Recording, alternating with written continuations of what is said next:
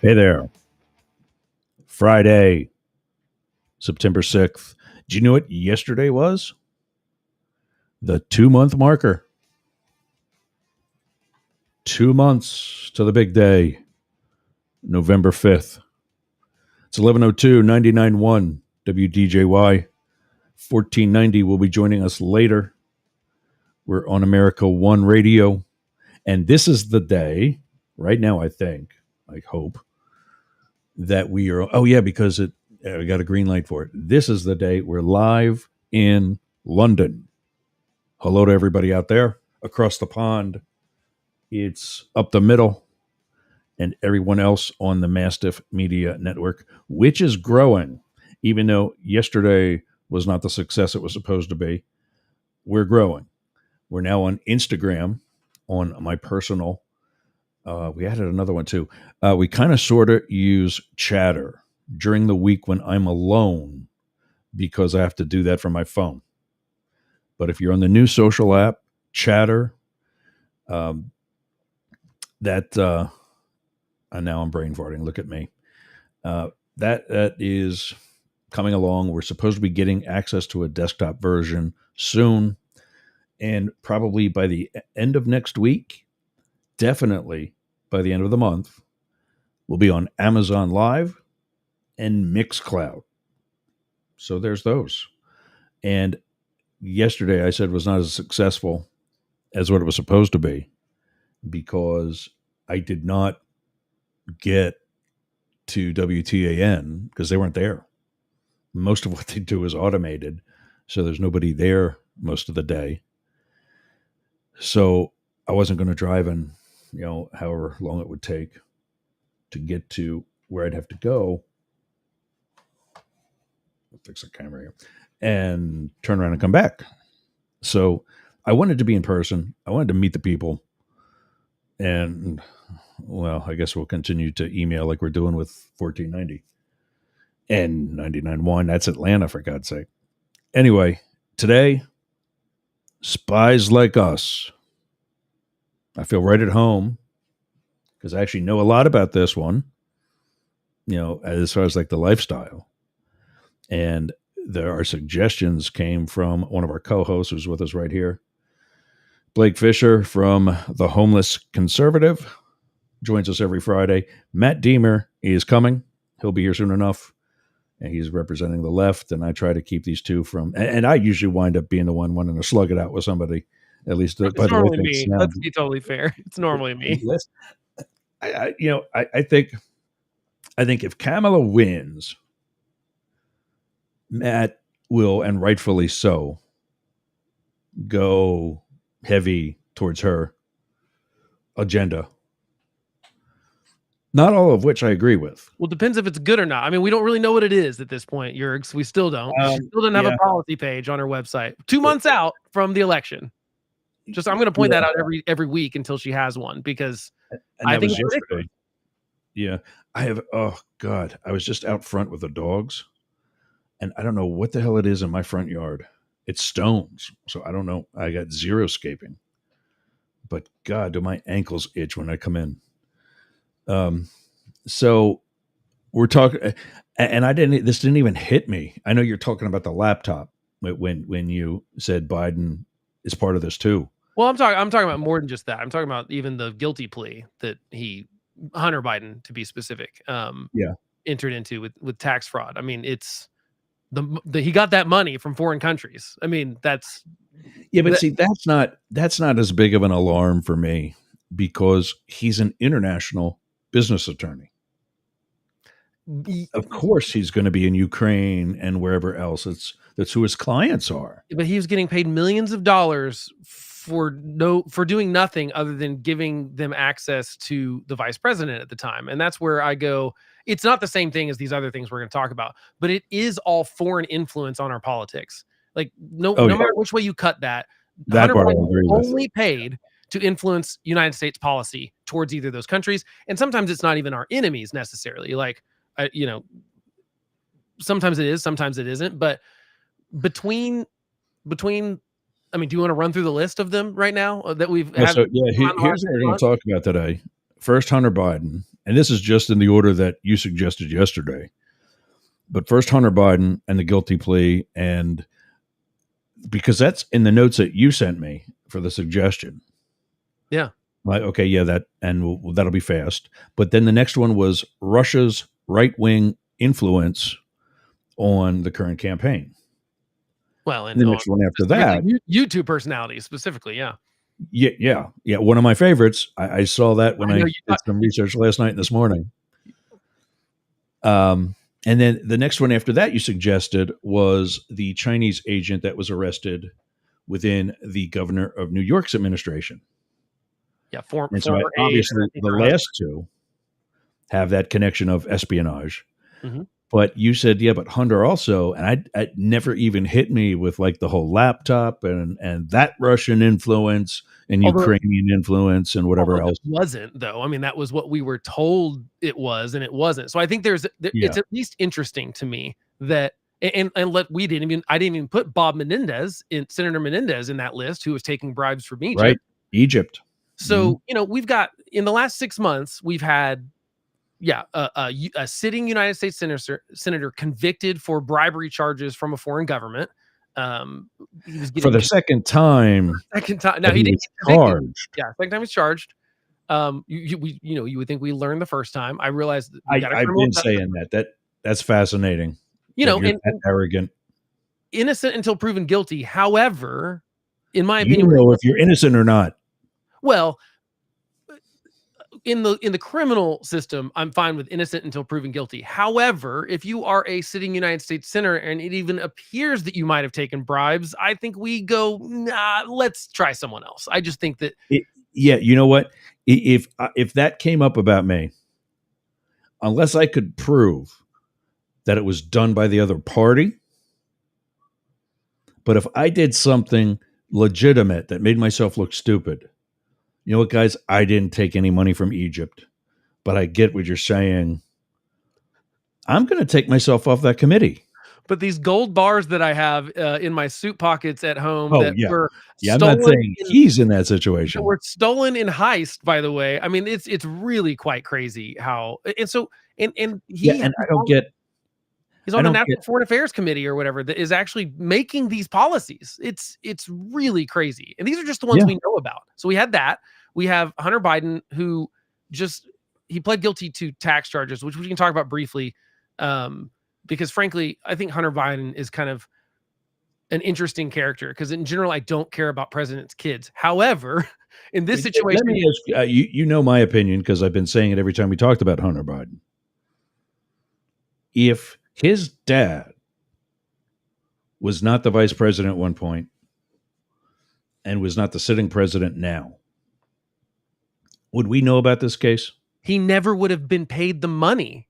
The only reason Biden and his Hunter Biden and what's Joe Biden's brother's name that has also done this kind of stuff. No, Bo's his son. Joe's brother. Not Hunter's. Anyway, they've done this grift for a long time where they make money from people to have access or influence when Joe Biden was senator, when he was the vice president, between being vice president and being president again. The point is, there's nothing technically illegal about what they're doing. Right. I'm going to go ahead and totally say that. Now, there is technically some stuff with Hunter Biden where I think he should be charged with being a foreign, you can be a lobbyist for a foreign country. You're allowed to be, but you have to register with the United States government as one. You have to be a foreign agent. It's totally allowed. Like foreign countries are allowed to lobby Congress. It's fine. We do it all the time in trade deals and all sorts of stuff. But you cannot pay people to basically be a lobbyist for you without declaring that. I think Hunter Biden broke that law. I think that he was lobbying for other firms in other countries and other countries specifically, like the governments themselves were passing this money to him. I think it's pretty clear that's what happened. I think the Justice Department has screwed up this thing in a huge way with Hunter Biden. I think that the whole thing has been a mess, and Hunter Biden doesn't help it by he was going to go to court for this when his dad was supposed to be 2 months away from, being up for re-election and stuff. I don't think this is why I think he's such a villain. He doesn't even care really about his own family. If he really cared about his dad, he would do whatever or the country or whatever, he would do whatever he needed to do, which I think he finally did by accepting this guilty plea. Why now? I agree. Why not do this? That's not even a part of it. The Justice Department gets like 99% prosecution rate, like guilty. They Yes. either get guilty pleas or verdicts. And by the way, it's like 96% of them are guilty pleas. They don't even take these things to court Right. most of the time, which Correct. I have actually a problem with, and we could probably spend a whole episode talking I about can tell you why that is. yeah, but we've It's a really simple answer. yeah. They've got the pick of the litter with the cases. Well, and they've got, I So think, an most of the overwhelming number. cases Yeah, that gets to the U.S. attorney is already ready to be prosecuted. right. Unless it's a big one where they need subpoenas and things of that nature, that's done by the U.S. attorney's office. I also think we have Any too many case I laws. had that was federal, I went in, I came out with an arrest warrant. Yeah, I think we also have too many federal statutes and laws that are people aren't even aware they're committing crimes. Well, because like I said, I mentioned this a couple weeks ago. I'm reading Neil Oh, yeah. Gorsuch's new book, and it is full of stories of people that had no idea what they did was illegal. Literally, like got lost in the snow. This was I think I mentioned this. Like Al Unser, the race car driver, got lost in a snowstorm on a snowmobile, had to ditch it because it died on him, and they almost died in this situation trying to outrun this snowstorm that they got stuck in. And the federal government charged him. He's a felon because they said, well, you took it on land you weren't allowed to.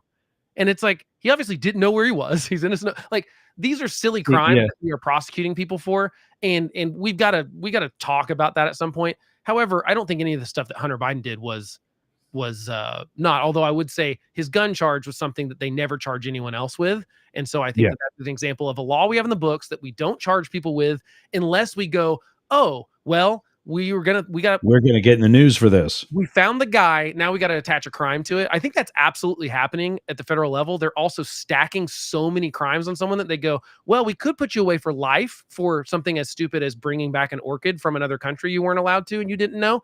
Or because we stacked all these other things on top of it. Or you could take this plea deal where you take 2 months jail time or whatever. Like we've over criminalized stuff. But in Hunter Biden's situation specifically, I actually don't think we over prosecuted him. I think with the gun thing we did, but I don't think we did with registering as a foreign agent. I think that there's enough evidence there that would be able to prove that that's what he was doing. They were So gaining you're saying the tax evasion because it came from that activity. Right, because if you look at the indictment, it is full of stuff that you're like, well, why didn't you indict him for this behavior? Like the tax evasion stuff tells where that money came from, and most of it's very shady. Again, he becomes an artist all of a sudden, and he's selling these paintings for millions of dollars to anonymous people. Allegedly, there was no paper trail. There was. Some of these people knew who they were, so that they could chum up with Biden, and some of that's just to get stupid corporate handouts and stuff. I mean,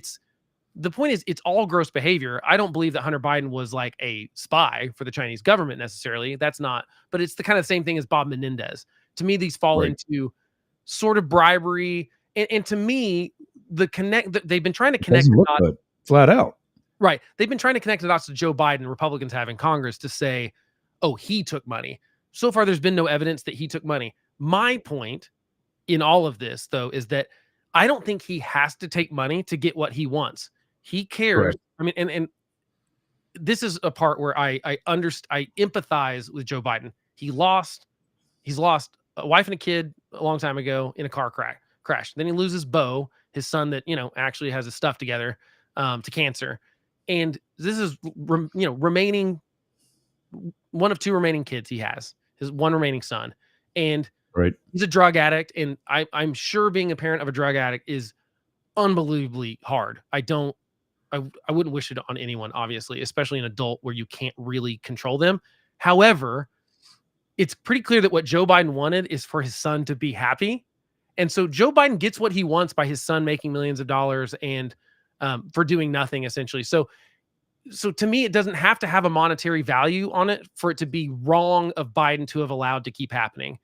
I've said this before. Yeah. If I'm a politician, if I'm a United States Supreme Court justice, if I'm whatever, there were going to be some rules for my family that are unfair to them, probably, that I'm going to say, you can't take a gift from someone. You can't, I'm just like, my uncle was the mayor, not a huge deal. I mean, in Oklahoma City, it's not like he's some big politician, and he ran for Senate at one point. And he just said, look, if I can't consume it at the time that I'm talking to someone, I'm not taking a gift from someone. If they want to buy me a meal, fine. But basically, if I can't eat or drink it right then at the moment, I'm not accepting it, period, from anyone, because you just have to be above board, even if it's not illegal or if it's not a campaign finance violation. To me, I wish more of our leaders just had that kind of way above board kind of thing. Like, I'm going to be totally transparent, and to me that relates to their families too. And unfortunately, this is a situation where I think Joe Biden's love for his kid is actually hurting his kid. I don't think that any of this has helped. I think it enabled his addiction. I think, and I get addiction sucks and it's hard to know Right. what to do, but I don't think Joe Biden handled it right. I certainly don't think Hunter Biden has behaved well in any of this stuff. He should have pled guilty to this a long time ago. Um, because it's a tricky situation. His dad's Justice Department is prosecuting him only because the original plea deal fell apart because it was so egregiously not prosecuting him for the crimes that he The did. judge didn't accept it. Right, because there was clearly a discrepancy there because their side thought that he would be immune from all future prosecutions too from it, and they were like, no, and so the judge said, no, we're throwing it out. To me, the Justice Department got called out on that very clearly. Joe Biden's Justice Department was giving Hunter Biden different treatment than they would have anyone else in this situation, and it's also true that Hunter Biden wouldn't even be getting paid the money if his dad wasn't Joe Biden. So. But it's still, when it boils down, it's not spying, but it absolutely is foreign government influence on our politics. And that has to be done in a totally transparent way. And paying someone under the table for art or to be on some board for a gas company that he has no business being on in Ukraine, these are things that are shady. And so I'm not as upset about the gas company. But why does he have no business being on a gas company in Ukraine? If his dad's not because he's an international business person, only because his dad lawyer. Yeah, and maybe that's why he got the spot. But that doesn't mean that his expertise in law can't benefit that board. Right, but there's no evidence that he ever did anything for these boards he was on. That's what most of the problem. No member of any board ever does anything. Well, it's something to put on their resume. They should, if you're actually paying to put on their resume that they don't even need in the first place because they're already rich. You either put people on your board for influence or because they're good at that job. Those are the only two reasons. So the reason Hunter Biden was on it was for the influence and because his dad was either a sitting senator or a vice president. That's the truth. He would never be on it because of his international business expertise. Or if he was, they would expect him to do stuff. If someone's on a board and not doing anything, it's because you want them on the board for the influence part. And that's fine in some situations, like a nonprofit. Yeah, you want some people from local businesses to be on the board so that they have buy-in to your local nonprofit. But this is not that. This is a Ukrainian gas company that wanted, to have an ear to the White House. That's essentially it was a two-step connection. You go Hunter and then Hunter to Joe, and we can get there. And so far, there's not been any evidence. But Joe Biden has slowly, first he claimed he knew nothing about it. Then it was like, well, I've never met with anyone. Then it was like, well, I have had some phone calls with people, but we just talked about the weather. He keeps changing the story too. I'm not saying Joe Biden has taken money. I'm saying it should have never happened. If my kid wanted to be on a board of a foreign company, I'd be like, no, you can't do it. If you do it, I will come out and I will do a press conference that says, I have nothing to do with this. And I'm going to be transparent about it. And to me, Joe Biden has not done that because he's happy with his family being in on the grift. Even if he never took a dime, I think it's still morally wrong. I think that's part of his old school where that's just how it is. I think you're partially right. He's been in politics for longer than I've been alive, basically as long as you've been alive, actually, right? So I think you're right, but I don't think it. I think that you can say that's how it is, but that is people's perception of why they hate politics. Yeah, and a perfect example of that for in my life when Jerry Sandusky, and this has nothing to do with spies, but one of the assistant football coaches at Penn State was abusing young boys. Joe Paterno knew about it. And he sent it up the chain to his boss, the athletic director. And he said, okay, I'm good. And the athletic director and the president of the university never did anything. And society in this day and age where they would be right, got pissed at Joe Paterno for not stepping up again. Right. Back in that day, he did what he had to do. Now, we'll say this. There's some, I think I've mentioned this before. There's an interesting chapter in one of Malcolm Gladwell's books about that specific thing at Penn State, and that has some interesting stuff in it that makes me go like, I think there's a little more to that story than, but you're right. It's like he becomes the bad guy because and I don't know. Yeah. I don't know that dude was having these young kids shower in the Penn State locker room. Yeah, there's some with him. There is some weird stuff though in the discrepancies in some of those stories. I'm not saying it didn't happen, but there is a chapter. It's in the I forget which one it is. I'll find it. Well, we'll make that a topic in the future. Welcome, Matt. Here he is. Ohio's. I was listening to you guys online live, and I was like, man, I need to get in here quick, man. You guys are just disasters. You guys need help from me. I will regulate everything. I'm saving everything. I'm saving the show, guys. Here I am. Thanks for being welcome. Here to save it. Thank you, Savior. Yeah, absolutely. Anything for you. The right doesn't have enough cults. Yeah, seriously, we don't need any more saviors. So which bribery or scandal do you want to go to next of Chinese or government influence in? I think the governor of New York, I think, is a good one just because it's interesting and it's Chinese, so different country. The governor's aide, not the governor of New York, right? But in the governor's office, if you're there's two of them, sure. Yeah, if you there's two of them. Yeah, and to be fair, her boyfriend. I believe boyfriend or husband, I can't remember. But to be fair to the governor's office did fire them because they found some shady stuff that they were doing. I don't think that they did not know it was connected. Signing her name? Yeah, they didn't know it was connected to foreign government stuff, but she was doing shady enough stuff that she got fired by the governor. So I don't think that this means the governor was, but it was influencing who had access to the governor again. So that aide was not letting people that were, for example, anti-Chinese influence or anti-Chinese policies or things like that.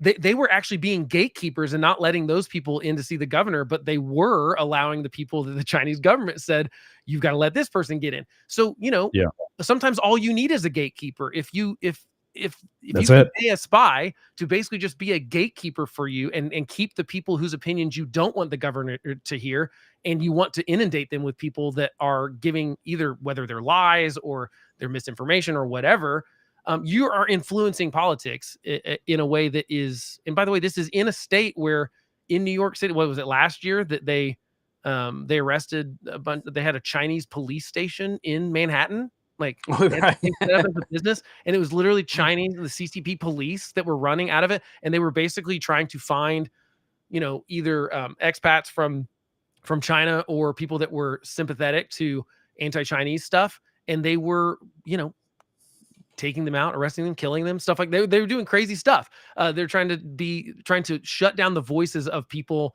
that were potentially like former Chinese nationalists or had escaped the country and were talking bad. They were trying to shut that down in America. This is happening, and these are just the ones that we know about over the last year and a half. You've got to think there's a bunch of other ones that are going on too. But to me, that's pretty scary that at the level of a direct aid to a governor of a state as big as New York was gatekeeping and spying for the Chinese government. Yeah. So I told you, Blake, before we went on the air, when I first saw the New York story, I'm like, what the hell? Why? I mean, yeah, they got a great economy in it, but what? And I thought about it from a perspective of, and I lost the photo because it's in another web browser window, but it made me think of a guy named Arthur Bremer, who in 1972 shot presidential candidate Governor George Wallace. The reason he shot Wallace was because his numerous attempts to get to Nixon failed. It was a lesser level of security. And that's what we have here. The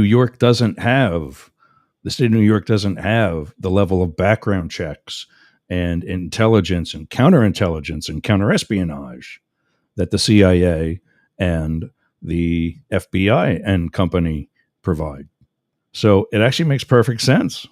And I don't even know what kind of security clearance does an aide go through at all. Like when you're not like, I realize like if you want to be an FBI agent or if you want to work at the Treasury Department or something like that, but I mean, I really don't know. Do politician aides really go through any kind of background check other For than federal government? I know for Absolutely. federal, absolutely, but I don't know. I have Yeah. no clue about so like state congressional level. so like congressional aides would go through a background check of some sort that's like actually mandatory? Yes. Okay. Yeah. I literally Yes, don't know. absolutely. I assume. And this is where maybe it's just semantics, but this is, excuse me, a security clearance is issued by the federal government. Now, that doesn't say that this Chinese girl didn't go through a background check, which I hope the hell she did. But that doesn't mean she's got a confidential, secret, top secret, or top secret compartmentalized security clearance. Well, I'm sure the Chinese government is finding people that would pass the background checks anyway. Does that make sense? So can Yeah. we just? I just want to back up really quick because I wish nobody's talking about the BBC writing up this point, and I want to know an American equivalent of this kind of bribery. Okay, so she received millions in kickbacks. This is what they said in the BBC report. The couple was arrested in the $3.5 million Long Island home, all kinds of stuff, and they said in this line, I love this line. They're receiving millions in kickbacks, including perks like salted duck. Right. Like, yeah, I saw that.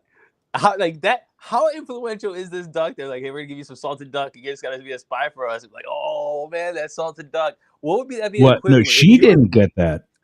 No, Her parents or family back in China did. Yeah. Oh, the parents back.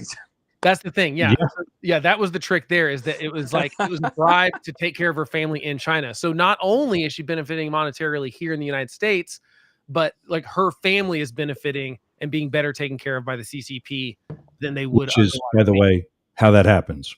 Well, of course. Would that be like Raising Cane's? Like if you're in China and they said, hey, we're going to give your parents some Raising Cane's if you... Well, I think the big difference is in America, we don't the government doesn't control what people can eat. So I think that there's a huge difference there, and that we're not. Wait. China, the government doesn't control what people eat. Well, but stop. But China is a communist dictatorship. I mean, they pretend they're not, but they are, and so they do have more control over individual people's lives than 100%. It's the same thing in Turkey. Well, guys, for someone who's lived there for 15 years, don't go down this rabbit hole with me, please. It's absolutely fine. Okay, I wouldn't say it's absolutely fine. This is a luxury perk, saying like, "Hey, we're going to give you Wagyu steak over here, or gift certificates to Morton's." This is what this is about. They're not doing that. This is not like, oh, that you only get your ration of beans because you live in China. Stop that. Some people are. I mean, the Uyghurs aren't getting treated like that. The Mongolians aren't getting treated like that. Oh, you mean that? You mean the people that are actually actively getting genocided? No, but yes. No, but that's my point. Is that like, you have. If you are not ethnically, what is it, Han Chinese? Is that what it basically like? Well, wait. You know more than I do. It's the Muslims and the Tibetans they don't like because they're not. But everybody else, and the Mongolians and the Mongolians are fine. Well, only because those are Manzu. That's the Manzu and the Northeast Chinese. They're fine, dude. They're absolutely fine. But Mongolia is also a separate country. Inner Mongolia. It's an ethnic minority over in China. Right, and they're. My point is they're like. It's not the same as the United States, but yeah, I think the thing here would probably be, Pickett, Cane's, Chick-fil-A, In-N-Out Burger. I don't know, maybe one. Yeah. Well, In-N-Out, man, I can see that. Maybe some Culver's, bro. Culver's. I thought it was funny, but I think that we have this weird backwards thing about, and again, I don't. Somebody who lived there for a long time. I'm not defending them. I'm just saying it's like, when my grandfather was alive, when I was living in China, I'd come back and he would be like, he would ask he was an 80-year-old man, but he'd ask like the silliest shit, like, do they have toilets over there? And it's like, because he grew up listening to like, oh, all the starving people in China. You remember how we grew up saying like all the starving people in Africa? He heard the saying, all those starving people in China, and they're like, it's so backwards, whatever it is. bro. Like, we really got to understand, like, and I think that we do ourselves a disservice for America, thinking that everywhere else is so messed up. There's no way they can compete. Everybody's so, and it's like, dude, China has stepped their game up quite a bit. If you go to these different places, their game is stepped up. So we have to stop this American superiority complex of like nowhere else can have developed shit besides us. And I No, I'm think not that's saying what they can't develop stuff. that You're kind of stealing like a what you're lot of like it from us, implying. Like though. they're a communist country. They can't. Yes, they have, and we got to take note and be worried about that, sir. But that's my point, is that we've got to be, to me, the thing that You're lucky I'm saving the show, so you're welcome. the thing that bothers me about Yeah. I think the Can we thread get you anything? Like a watch? yeah, to me the thread that is through all of these stories we're talking about is there's a lack of imagination on the part of even the governor in this state, in this situation, to not go, I don't know, to not assume bad intentions from who are our political enemies in foreign countries. Specifically if you're talking about Russia, China, Iran, North Korea, there's only a handful of them that it's really like when you start chumming up with them and you start seeing whether it's large checks or whatever the benefit is, and you're not ever going, wait a minute, am I being used in this situation? I think that's the problem here, is that I don't necessarily think that so far Right. there's going to be an inquiry, there's going to be a congressional inquiry, there's going to be a state one, it looks like, in Nahochul, who she's trying to push back on it. Because I do think we need to know. I think we need to know, like, what did she know? Were there red flags she ignored? Was she palling around with Chinese people because it benefited her politically without really understanding what the repercussions of that were? Right. I think we should know these things. And to me, as we get, Does the governor, right? Was the governor palling around? Yeah. I mean, right. Yeah. Because she was taking calls from Chinese people on conference calls. She was kind of what was there was one where she, let's go deeper. Maybe that's how she got her job in the first place, because China helped uncover some stuff to get dude out. What's his name out? Yeah. I don't know. I mean, my point is, I think that everything is possible. I don't think, and I'm not a conspiracy theorist. I just go, okay, let's look. This is not hard to look at the motivation. No, I think that this time, I don't think it's being conspiracy theorists here. If we have this Russian, and we gotta call it not even collusion, it's cooperation with different influencers in the United States, then we have this Chinese spies within governor mansions, being gatekeepers.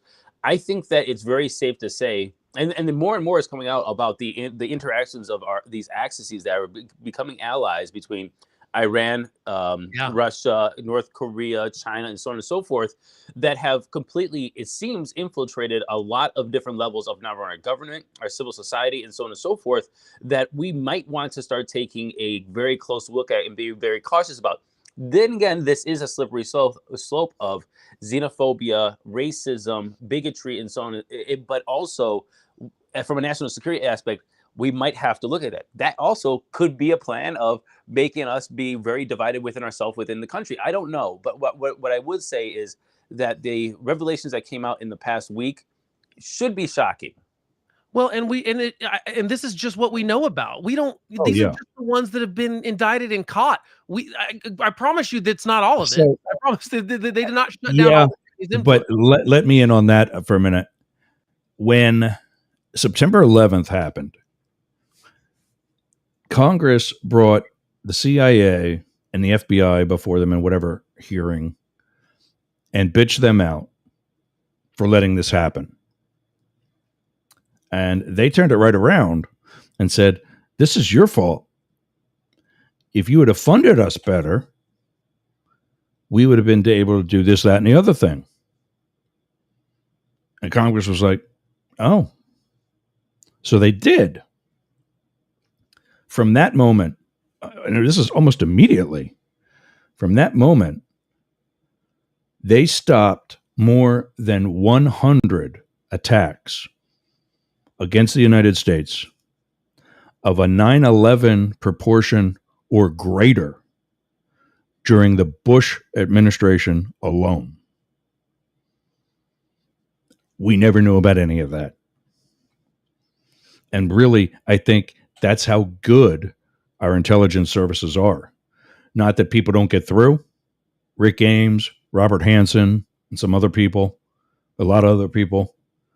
But when you're talking about another example about, how you don't hear about some things. When I was the airport agent at Reagan Airport, I was talking with my FBI counterpart, and he was telling me, we were talking about the fact that there are more FBI agents in Washington than there are Secret Service agents. And it's so flooded. He said, yeah, we had a homicide the other day. I'm like, oh, wow, what happened to him? He shakes his head and says, no, the murderer was the agent. And you never saw that in a newspaper. Right. Well, that brings up a good So point. they're good at keeping a lot of things quiet. And the reason why they would keep some of these things quiet is because they're not finished. They don't want those spies getting out.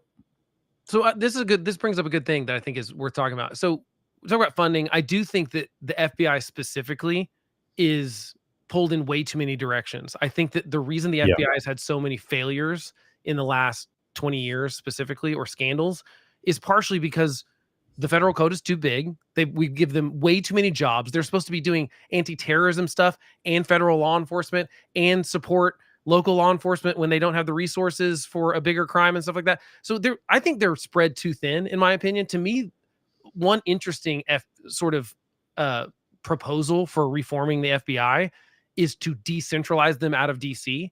The one, I read this article, it was like, I think that we'd be better off having 15 different FBI agencies, or agencies throughout all one agency, but offices, and not just like the local FBI office in Oklahoma, but literally run them out of different areas of the country. Because you're right, we're not seeing, I'm sure this is obviously Bob Menendez is a good example of, he was a sitting senator. That's at the federal level, obviously. But a lot of these influence things and these Chinese police things and the CCP and their influence, we're seeing them happening in states or cities or local politicians. And I would assume it's just harder for that to get on the FBI's radar in Washington, D.C. than it might be if we spread them out a little bit. And I think we've got to narrow the focus of their job too. I think we should have probably two different agencies, one that does anti-terrorism and one that does like federal law enforcement. Well, I think it's too much of an agency. A lot of what you said actually already came to fruition, and maybe because of their size already. For example, throughout the Secret Service, we have, actually throughout any federal law enforcement agency, we have field offices and then resident offices within that district. So, for example, I just finished my career in Los Angeles. That's the field office. We have Riverside, which is out east on the way to Palm Springs. We have Ventura, which is up by Thousand Oaks, above Santa Monica, and Malibu. And then we have, I forget what the name of it is, but it's essentially down in Anaheim. Those are smaller offices that come under the Los Angeles district. For the FBI, they've got the Los Angeles field office, and they have like 2 or 3 other offices that we know about just in Los Angeles. And then they've got those same other satellites that we've got and smaller ones from that.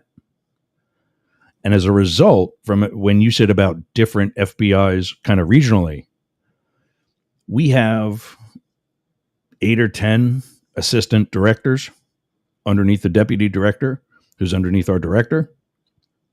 And it's for major issues like investigations, protective operations, intelligence and research, all the big major divisions that run a federal law enforcement agency. The FBI has an assistant director for the Washington field office who also has a special agent in charge for the Washington field office. And same thing with Los Angeles. They have an assistant director out in Los Angeles that's overseeing the entire district, where for us, the special agent in charge of the Los Angeles field office is the one overseeing the entire district. For them, that person just has that office. And so they're kind of in that regional setup already. As far as getting out of DC, I don't know where they're at on this, but they were planning on initially remodeling and fixing up the Hoover Building in downtown. And then they realized just how bad it's literally falling apart around them, to the point where outside there's barricades around the perimeter of the building because things are falling off the building. And now they're supposedly building some huge complex, I think, down near Quantico. Well, and that's a whole thing too, is like the fight over where the new headquarters is going to be and all that stuff. And so, I mean, I think you're right, though. I think that some of it's more funding. I don't think it's all new funding. And like, obviously, the Justice Department, FBI, they're doing their job to some degree. We've had all these stories come out and all these indictments come out. But it just makes me think we're scratching the surface, and it makes me worry about all the ones that we either don't know about or potentially are doing worse things. Because, I mean, let's get to the Russian one. Or like, Matt, actually, the one you brought up about the colleges, I think is also important, because we're seeing evidence that Iran is doing some of the funding for some of the protests that were on college campuses last fall. That's another form of influence. Again, not necessarily illegal, but it's certainly, again, we got to look through the lens of, okay, how is this being funded? What is the purpose of that funding? What do they want out of this? And it's pretty clear with the Iranian stuff that they want to sow a discord into the United States political landscape. And it seems like with the Russian stuff, they're trying to sow in the sort of Russian narrative and propaganda into the discourse from regular Americans. And I think clearly in 2016, the goal was not necessarily to collude with Donald Trump to get him elected. It was to sow distrust in the system of the electoral process itself, so that we tear ourselves apart. It's pretty clear that's what they were trying to do, is like hype people up. You look at the Facebook ads that Russia was buying in 2016 on Facebook, and it was all like meme stuff of like Hillary Clinton, and or Donald Trump and Jesus, or Hillary Clinton with like nefarious. It was all kind of ridiculous stuff that really only spoke to people that were already convinced that that was the truth, but it kind of put them further down a rabbit hole of, we can't trust anyone. Hillary Clinton is part of a secret pedophile ring. I think it persuaded some of the independents as well. I don't know, because it was so target on Facebook. You can target so well to the people. Like, it was only showing, and I've seen the influence kind of stuff. It was only showing to people that were already far into the camp one way or another. I don't think it actually influenced any votes whatsoever. Not that they didn't try. Why waste money on that? What? Why waste money on that? Well, like I said, because the goal, I mean, it's not that they didn't want to get into systems. They tried to get into voting systems. They did get into some voter registration systems, but never into the voting machines themselves. So we know Russia tried to hack voting systems in a few states. I don't actually remember which ones they are, but they did get, I think there's 3 states they actually got into the voter registration systems, but where they could see voter information, but they couldn't manipulate anything. And so we know they were trying to do that. I think that their goal always, I think Russia's goal is always to use misinformation and Russia narratives to sow discourse. And I think they want us to fight. I think they want us to think the other people are the enemy. I think they want us to not trust the election system, which mission accomplished on the right now, because they've got in Donald Trump someone that questions. And to be fair, it's not just Donald Trump. He's just taken it further than anyone else has. But we've got Stacey Abrams. We've got Hillary Clinton calling him an illegitimate president. We've got Barbara Boxer saying, I mean, she's got an argument. I don't think so. RFK Jr. said, I mean, plenty of prominent Democrats have also said elections were stolen throughout the years. They just didn't take it as far as Trump did on January 6th and post the 2020 election. But the truth is, this is happening on both sides. And I think Russia is delighted that either side that loses doesn't just say, I lost. They say, oh, it was stolen. All right, guys, I got to take a break. 99.1 WDJY, America One Radio, the UG, everybody on the Mastiff Media Network. We'll be back after these words. Smell nasty? Do you want to freshen it up a little bit? Go to aromabypeter.com. Check out all of Peter's candles. It's what we burn here in Studio Yerg's. I'm burning right now leather scented candle. That's right, leather scented. So go to aromabypeter.com/Yerg's and check out his candles today. I'm Jane Stahl, retired English teacher, and with my BFF, Susan Bebeck, we manage Studio B Fine Art Gallery in Boyertown, Pennsylvania. We showcase the art of hundreds of local artists publish books of the poetry, prose, and art of local writers, offer classes, art parties, workshops, discussion groups, cater dinners. We've even hosted a wedding. And we're here to be the go-to place for friendship, learning, and fun in our community. Virtual tours of our exhibits are available right here on Yerg's Radio. Let us introduce you to some amazing art and artists. Check out Jane Stahl and everyone at Studio B in Boyertown, Pennsylvania. Please visit our YouTube channel, Talk TV 24. How's your website doing? I'll tell you how mine's doing. It's awesome. Yergs.com is gotta be the best website for anybody in podcasting or any sort of broadcast solo journalist like me. How did I get that? Limit Break Digital. Limit Break Digital did my website with Yergs.com. They did YergerGroup.com. They take care of my marketing, my branding, and help me get the message out to you. Go to limitbreakdigital.com/Yergs for 10% off your next project. That's a $3,000 site, Yergs.com. And you can get 10% off that by just going to limitbreakdigital.com/Yergs today. Talk to Jay. That's my guy. We all got a guy, and Jay's mine. limitbreakdigital.com. Hey gang, it's Yergs.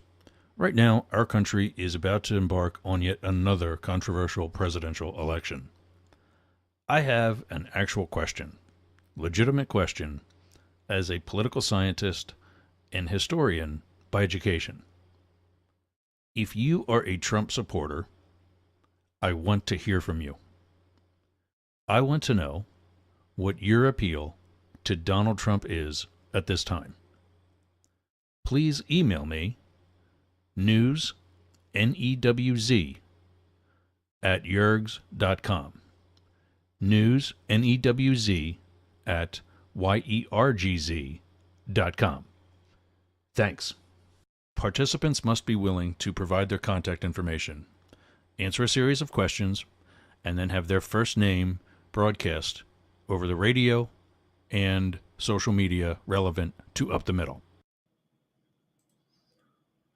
Hey, gang.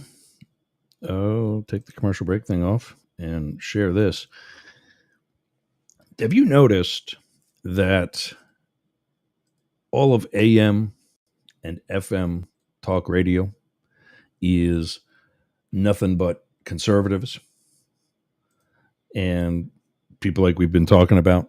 Benny, Tim Cast, that knucklehead, his own dad disowned him.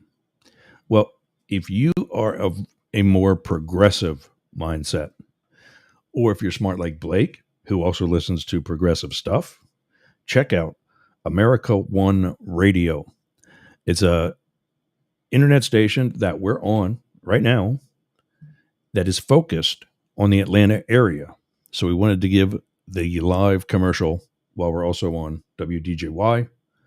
Not that we want you to switch, but there's plenty of hours in the day to check both out. AmericaOneRadio.com, progressive talk in the Atlanta area and beyond. Let's bring the guys back and finish our spy chat.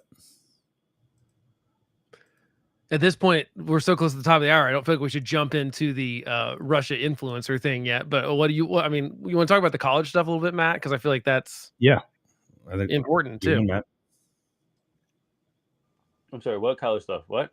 Well, didn't you send the thing about the Harvard professor that wasn't that you? Oh no, it was in context to what we were talking about, of being, of the how much infiltration could there be within, foreign governments within our institutions, our government, our workforce, and so on and so forth. And if I was just thinking on the top of my head, the Harvard professor, he was taking money from China for his research. I mean, that's just one way that they're involved.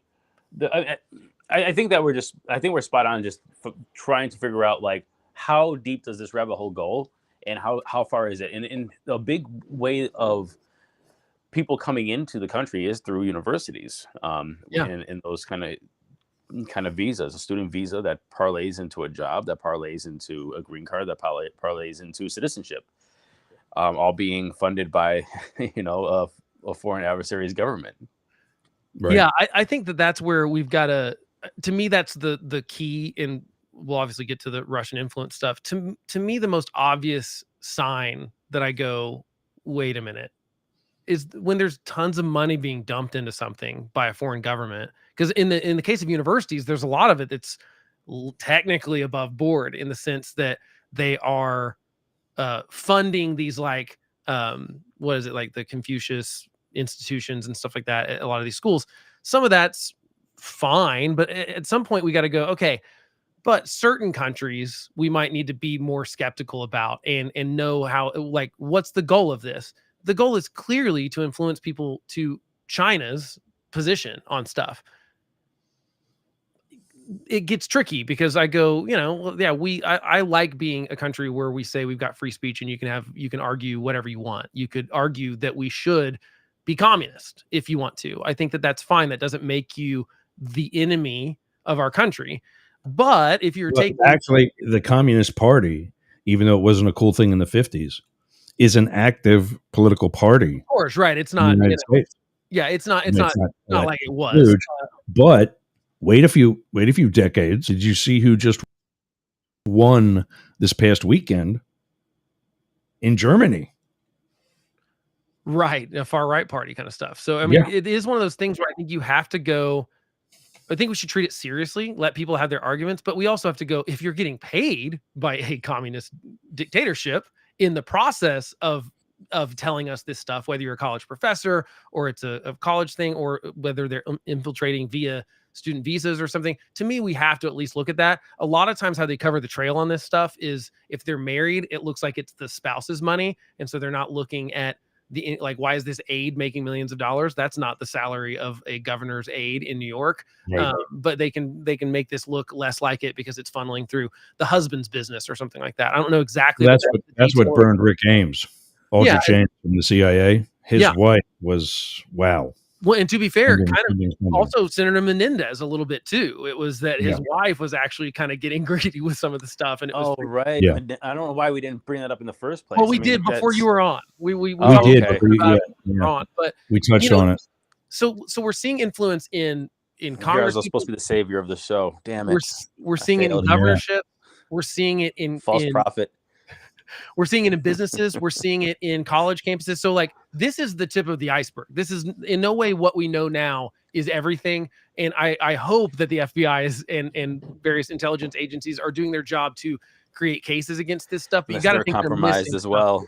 Well, I wouldn't go that. Although, I mean, we have had compromised agents as well. But I don't think that's probably. I don't think the conspiracy on the right would be that the FBI is like the whole thing's a conspiracy. Yeah. They're all in on this stuff. I think that stuff's ridiculous. Meanwhile, they're the ones, and I'll play that commercial in the next hour.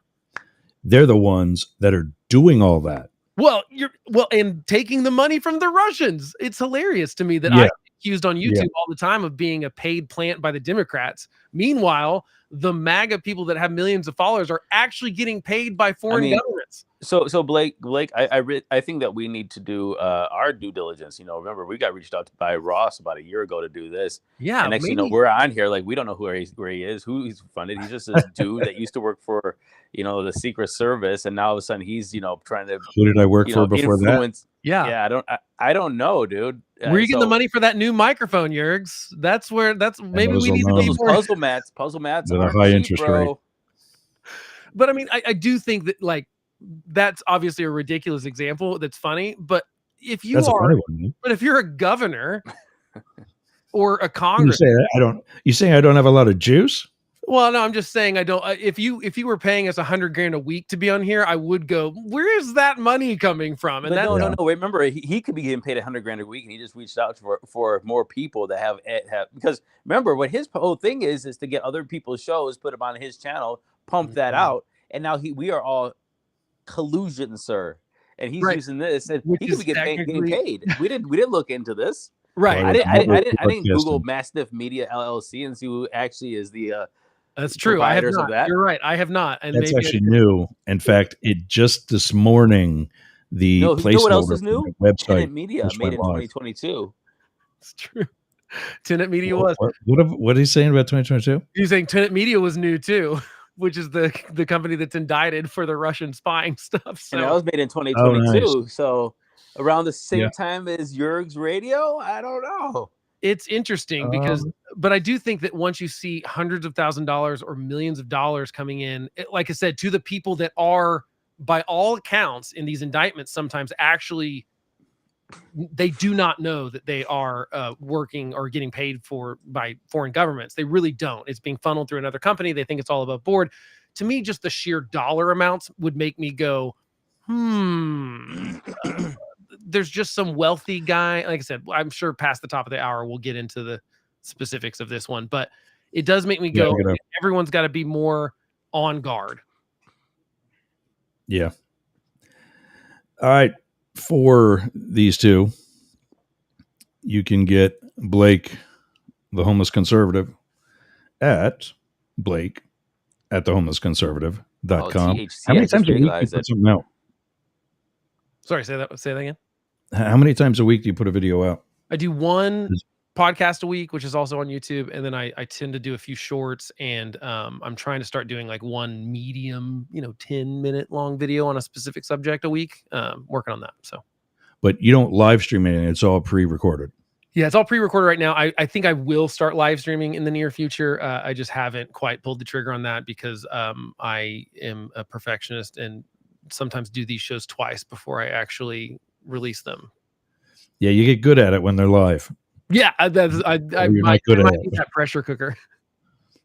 And Matt can be found at the Daily Crypto News, a daily podcast that he does on cryptos, as well as Deemer for Congress, Matt at dailycryptonews.net or info@deemerforcongress.com. I saw a lot of, I liked a lot of your stuff over the past day or two for your campaign. Oh yeah, what stuff is that? It's getting a little crazy, right?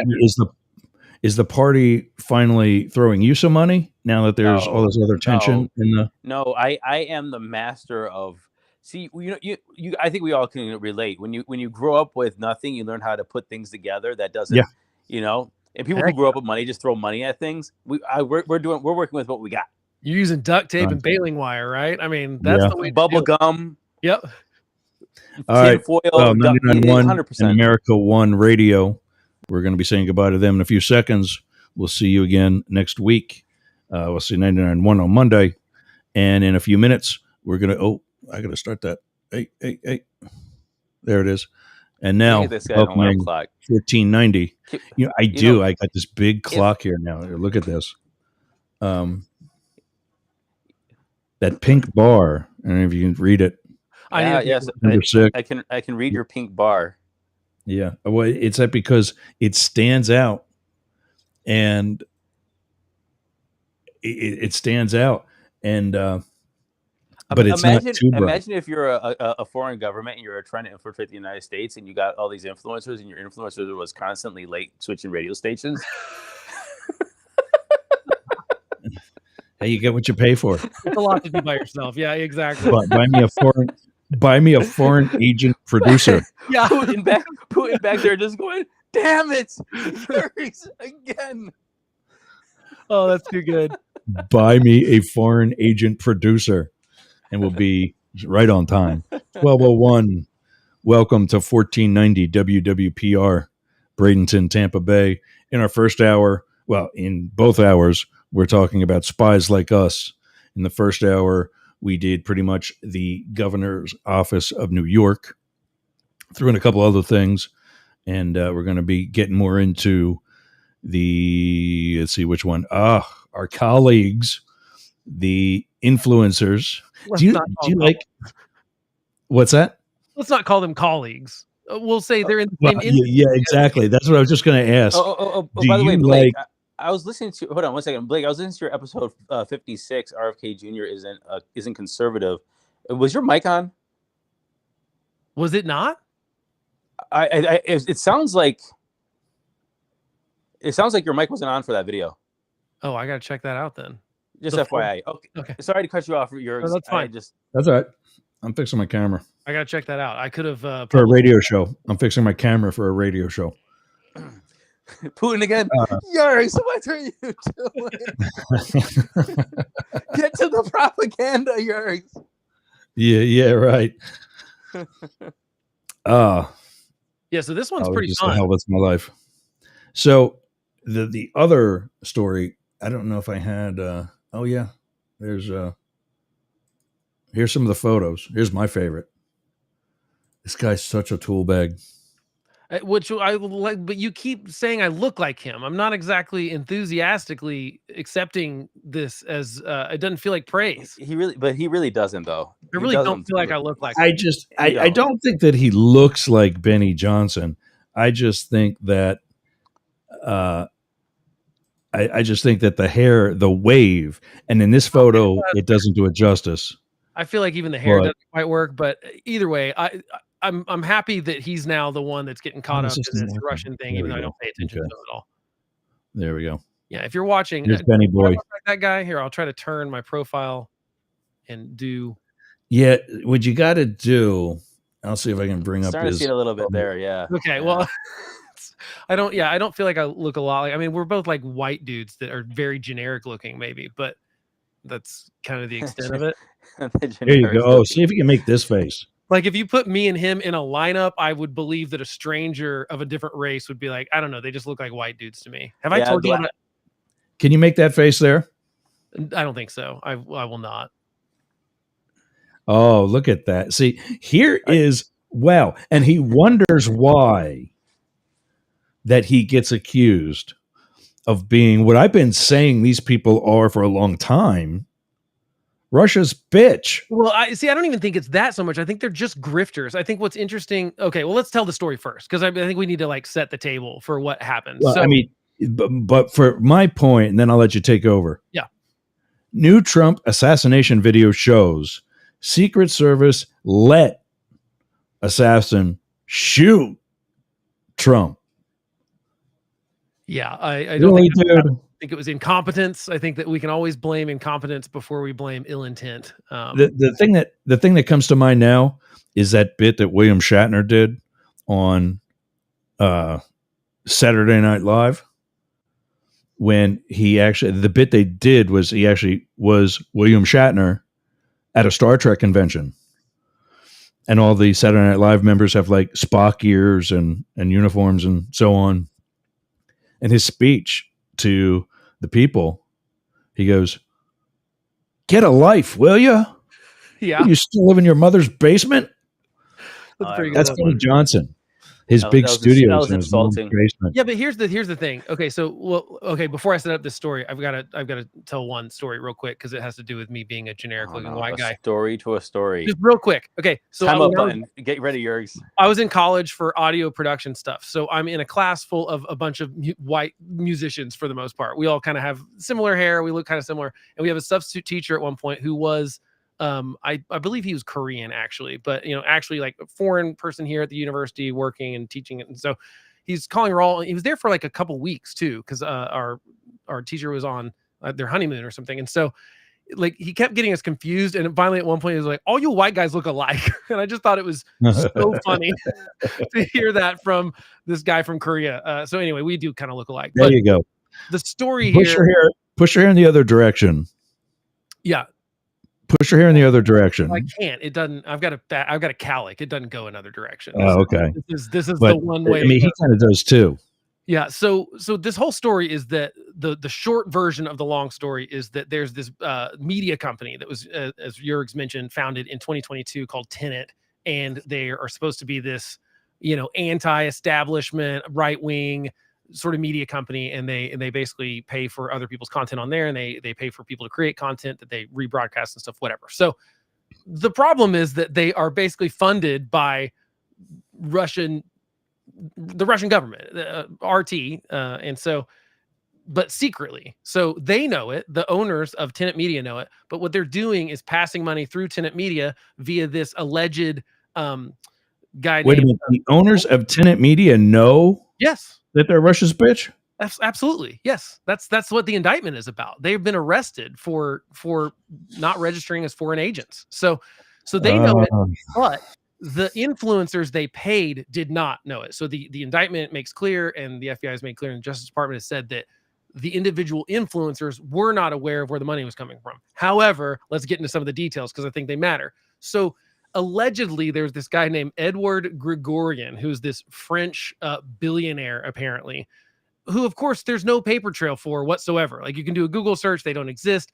They had like this website that was a stock photo. I mean, to me, some of the stuff. Did somebody use an alias? What? Yeah. And so allegedly, basically, there were actual Russian, agents that were pretending to be they had 4 different made up personas that were part of the funding of this Tenet Media stuff. So the founders and the owners of Tenet Media did know about the Russian influence.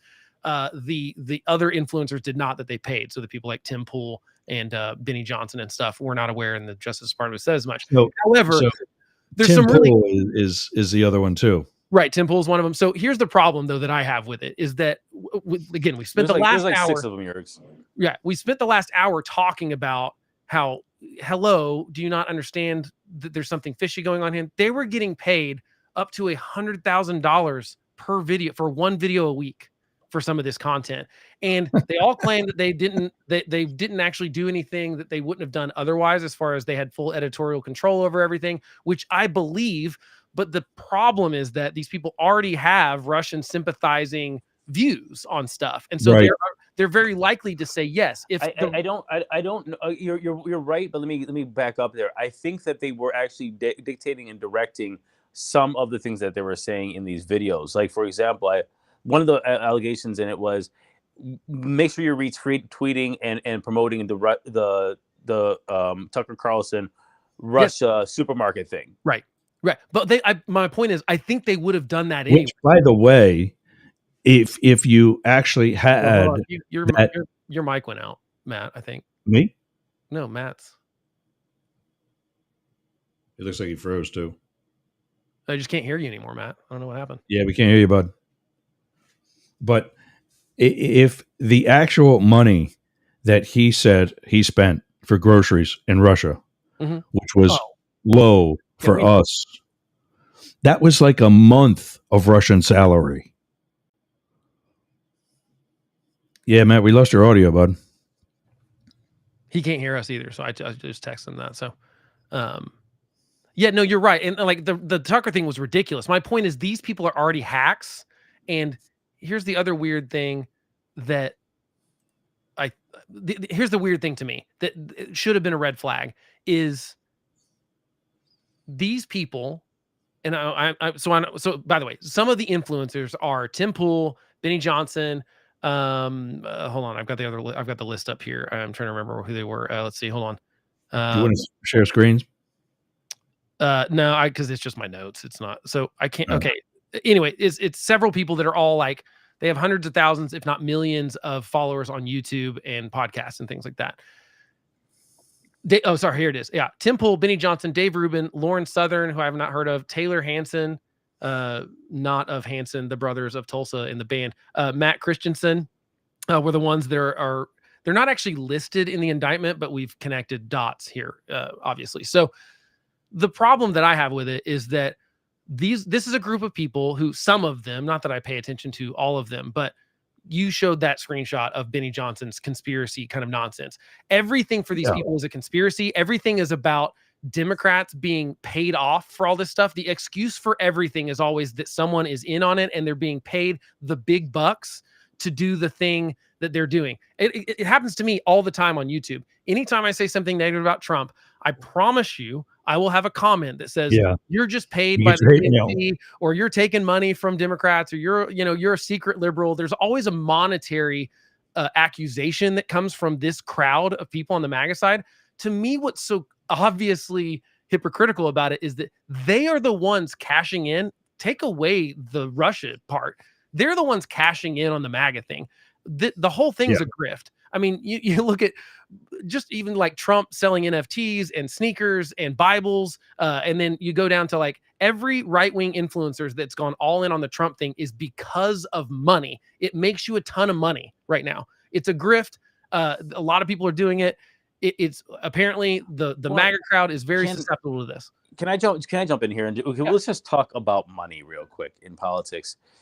If influencing, now this is anybody who has money, and the money in politics in general, we should just actually keep a look at. If we think we're being influenced by foreign governments in a negative way, just imagine what's happening with domestic funds as well. And I'm not saying to justify one thing or the other, but when people like Elon Musk said, I'm putting $45 million into a PAC for Trump, that's huge influence. Yeah, which he didn't do, though. I don't know that he actually even said he was going to. That was okay, fine. Let's take him out of there to say if he did it, he didn't do it. I thought it was a one-time thing of 450. No, it's going to be 3 payments of $45 million. Guys, does it really matter if he did or not? This election is going to be one of the most expensive elections ever, and it's going to be around $16 to $18 billion, and it's coming from super PACs and big money. Money's in politics, and I just want to make this equivalent that $45 million a month for Elon is like if you make $70,000 a month and you're paying $12 a month. Yeah, it doesn't make a difference. So look, to him, it doesn't make a difference at all. Yeah, it doesn't. $12 to me doesn't make a difference. Yeah, And so the fact is that money in this area and influence and politics really needs to change. I mean, so all of this is an issue, domestic and otherwise. And to be perfectly honest, let's be frank.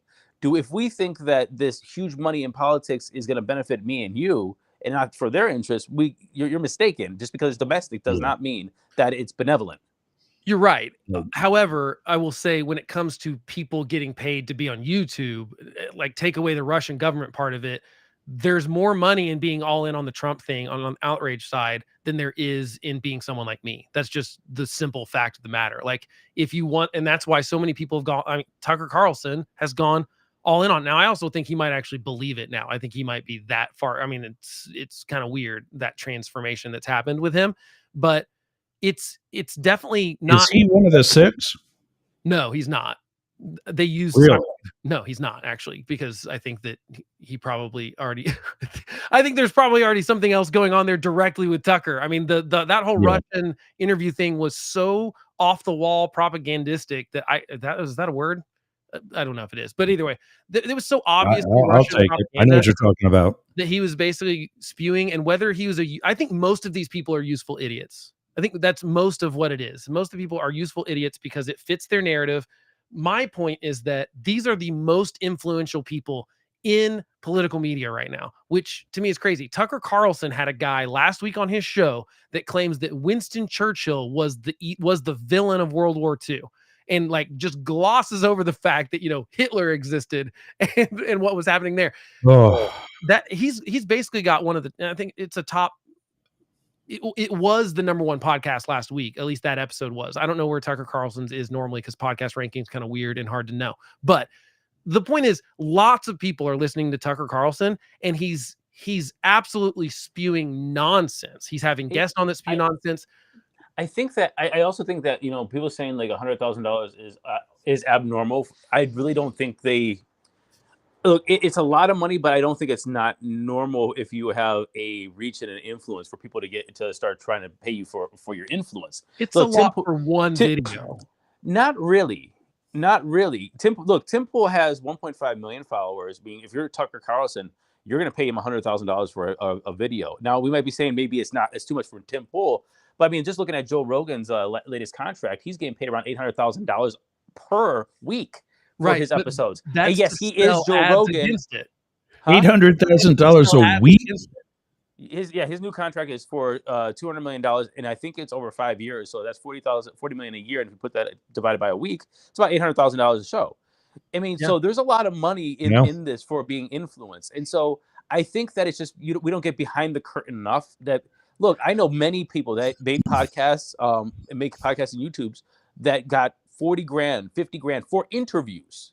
Right, but the difference is if Spotify is coming to me with a $100 million contract, that's different than someone paying me $100,000 per week per video, and I can't verify they exist. The most damning thing is in the indictment to me is that they have these personas. They were supposed to have a 5 p.m. meeting in France because he's supposed to be in France. He showed up at 4 p.m. He showed up at 4 p.m. because that's 5 p.m. in Russia. And they had signed the emails wrong a few times. There was obviously, they weren't even very good at keeping track of who they were supposed to be in these emails and conference calls and things like that. So to me, that's where I'd go, okay, someone's willing to pay me $100,000. I can't verify they exist. I can't verify they're who they say they are or how they made their money or why they're wanting to pay me this money. Like I said, it makes sense if Spotify wants to sign a contract or someone wants to sign a brand deal. Okay, wait. Okay, I'm not defending any of this. I am just going to say, just trying to clarify some of the things. Many people use agents, and if Tenant Media was one of the agents, then you're going through the Tenant Media. You're not looking at who's doing this. For example, even for my podcast, I have ad reads that I don't read that are dynamically inserted all the time. Through the agent that I don't verify every ad. I know that there's some ads I don't accept, and that's political ads and so on and so forth. I think drug ads I also don't accept, or alcohol, but I don't know the backstory of this. So this would be if Tenant Media went to his agent or Tenant Media went to him and said, we were running these things for these videos for this purpose. Again, these are agents trying to do deals.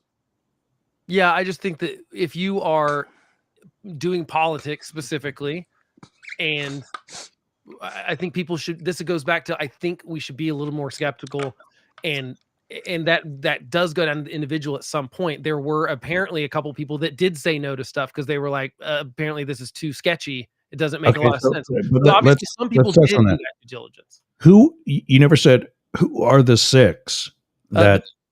I read them off. Hold on. I had them here. Where did they go?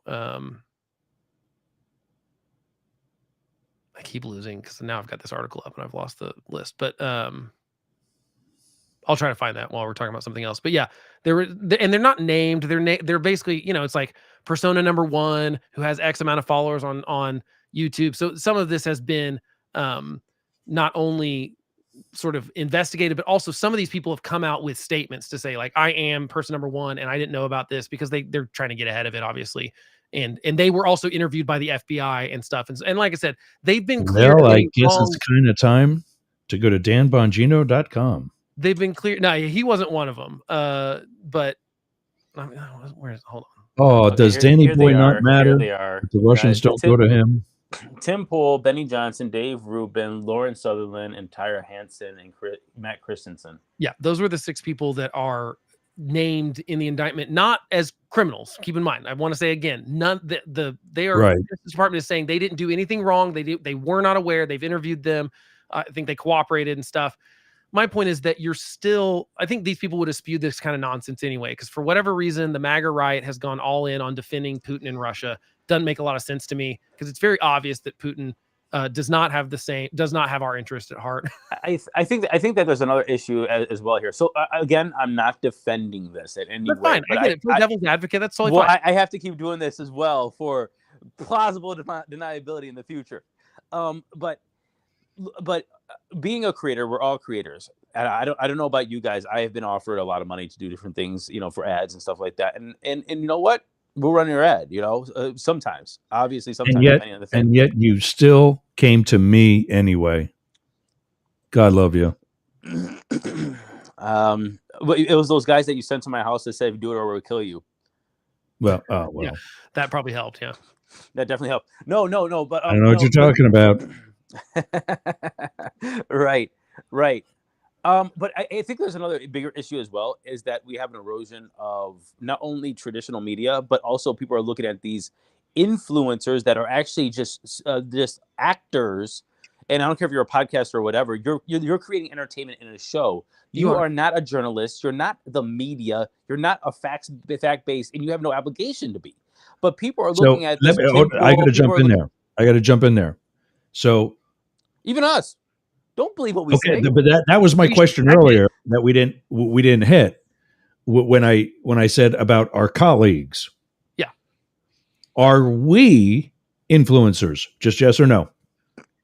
Well, I mean, if I had 1 million followers on YouTube, yeah, I think I would be considered one. I don't have that many. But with you, as far as your brand as the Homeless Conservative, and yours as far as Daily Crypto News, do you want to call yourself an influencer?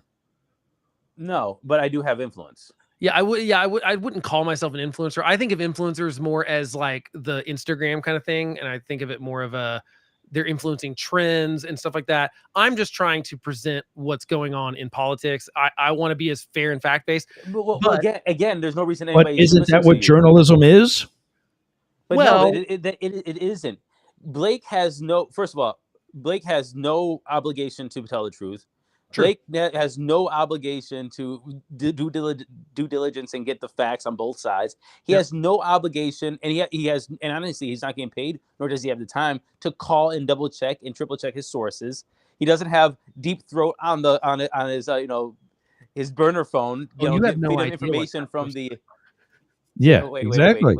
No, generally, yeah. It's like I would consider myself presenting information more than trying to influence. This is entertainment, and if people keep taking these people serious, and anybody, Tim Pool, Ben Shapiro, Tim ABL, Pool wears a knit hat who in the cares? house. People Yeah, but think that doesn't there matter. are He's there are probably millions of How do people you that listen take to him that and go, seriously? yeah, he got that right. He's telling it like it is. The problem is this idea of independent journalism that isn't like that. This it lives in entertainment that we're calling journalism, but it isn't. And so Although I That's where it's do going. think there is some legitimate independent journalism. There is some real like independent journalism. For example, mostly happening at a local level. Okay, let me jump in there. One, I just today approved the estimate or the proposal to have my minivan wrapped with Mastiff Media stuff. And on the front bumper, it says press. what kind I'm of van is going it? through my county supervisors. What kind of van is it? It's a Dodge Grand Caravan, Year? 18. Okay, cool. We're new enough that you don't look like a creep. Gotcha. I hope the windows aren't blacked No, out. oh, Are they? no, Right. If it it's was not like a the kidnapping. 79 Astro van, then we're like, No. It's not the kidnapping. We're going into the woods van. It's got windows. parked down by the river. No. I'll try to Yeah. find the article and send it to you. But Reason had an article recently about some independent. Wait, Blake. What were you But saying? my point about the independence, though, is go to the drugstore and buy your local newspaper. If you can even still do that. The 4 local newspapers in my hometown area were from Reading, Pennsylvania, Allentown, Pennsylvania, Pottstown, Pennsylvania, and my hometown of Boyertown. They're bought by the same company, and they're now all for the same paper. If Right. you watch a high school sports game, you might see it reported 2 days later. Back in my day, it was there the next day. Well, but that's mostly because people aren't paying for journalism. I mean, it's But hard they to have are journalism paying. without money. They are paying. A lot of these places, and the one radio station was owned by the Reading newspaper. They went. I had a friend that worked for the San Francisco Chronicle when I was out there. This was the early 2000s. He said, another 20 years, this ain't going to be here. And he's right. And that's why these radio stations are interested in me. Because as soon as I sign this next deal, we're going to be as far south as Sarasota and as far north of Ocala. Well, you meant to say And as far south almost as all the way Cuba, out to and Orlando. as far east as Moscow. Yeah, We're gonna we keep are that on the there. internet. Right, but I think you're right, Jurgs. There's a problem though in the sense that A, people aren't paying for journalism. B, so people are having to consolidate. The other problem is that people don't trust the institutions because, frankly, most of the media institutions have not done a good job lately of telling the truth. They are filtering stuff through their bias, and I'm not just talking about their bias of like their political bias. I'm talking when you hear that CNN or CBS or New York Times or Washington Post is filtering a story through, will this help Trump though? That's not your job. Like, frankly, if you are supposed to be a real journalistic, like a news organization, your job is to tell what happened. Your job is to not trust any authority. Your job is to always push back on every leader that we have, whether you like them or not, whether they're in your party or not. And the truth is they stopped doing that. So people turned to these independent journalists, or these personalities is what we're calling them on you. That's what I would call them, personalities. Because the truth is a lot of it is hopped up. It's all like outrage machine. It's personalities. It's exactly. It's personalities. And we gotta start calling it like it is. Like I agree with you. There are independent journalists, but it isn't Tim Pool. No. But people regard him as this independent media journalist. Right. I like what he says. And here, and I think it goes back to what we were saying last week when it comes to access, right? Before, it was only access to the 3 major news channels, the local newspaper, and because they were the only access, you had to go to them. Now you just say, for example, we have a upcoming endorsement for our local newspaper, the Cleveland Plain Dealer. My opponent is not even going to show up. He doesn't have to. Why? Because then he can just go on his independent, clown show media. It'll be like JD Vance going to the fire thing. You know what I'm saying? I didn't want to say clown show. I hate when people do that, but you know what I'm saying. And so it's like, I do get what you're saying. Yeah. So like to me, this is yours likes the clown show thing. This is the point where I think it's really, Nick Taggio at the Dispatch has a great part of he wrote about this yesterday, and he says, given the sort of paranoid politics favored by Tenet's commentators, so these personalities today, it's hard to find an innocent explanation for how they'd miss a foreign influence operation happening right under their noses. These guys see made-up psyops everywhere until a mysterious foreigner offers them fantastic amounts of money for practically nothing. Then they turn into Mr. Magoo, Christian Vanderbrook observed.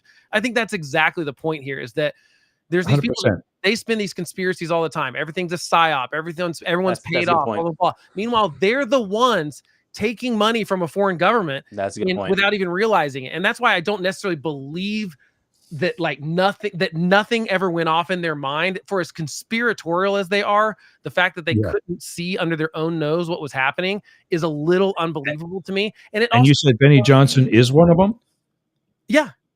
He's one of the personalities. So that's awesome. So like the problem is this, that people are trusting people that they shouldn't trust because they're not checking their sources. If you're paying attention to one of these people, even if that person is me on YouTube, I would discourage you from only paying attention to me or I'd at least say, go check my facts. I'm going to put all my sources in the show notes. You can go click every one of the articles. You can link through to the links that they link to. You can read all this yourself. I'm just trying to give you the condensed version. That's what we do. In case you don't want to be a political, and I think that so to me, there's a whole thing here where citizens in this country need to better learn how to consume news and information.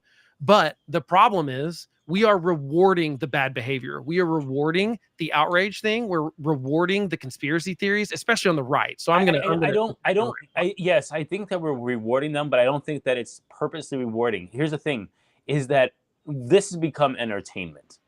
And when people used to go and do entertainment in different capacities, go to barbecues or whatever, you insert your entertainment there, drinking a 12-pack.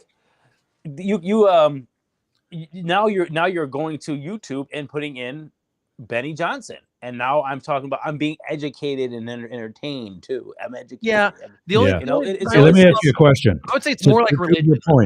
To both of your points, what one network has the most followers as a source of news? Fox. Wait. What? Only in the United States? What cable network has the most followers as a source of news? Followers, viewers. What do you mean by followers when you say? Because I would think viewers, for each newscast, we're talking about the ratings. We're talking about Nielsen ratings. Fox crushes everyone. I was gonna say CNN. Hey, Blake says Fox. What do you say, Matt? Matt's saying CNN. What do you? Oh, you're saying CNN? Yeah. Comedy Central. Well, that's not news. That's not news. No, man, we're talking about exactly. That's my point. But I'm telling you, when people say this is where I get my news. Hold on. Wait. You should have said ESPN, then that would have been my guess. Yeah, I didn't know we were talking all cable channels. You said cable news, I think, didn't you? I did not say cable news. You said said cable news. That's network. why. Okay. Somebody play this back. This is on delay. I think I'm going back. I'm going to. However, I will. Now. No, I think he did. I think he's right. However, I would say this. I agree. I don't like that some people get their news from the Daily Show because you can't. Jon Stewart or whoever's on there the other days of the week. It's kind of to me, it's a little ingenuous to be like, well, sometimes I'm just a comedian and sometimes I'm being serious. To me, it's like you should be telling the truth at all time if you're trying to ever be serious. It bothers me that people get their news from Comedy Central. It bothers me that they get it from there. Do you see this, guys? I just want to let you guys. All right, hold on. Look how nice my boards look in my garage.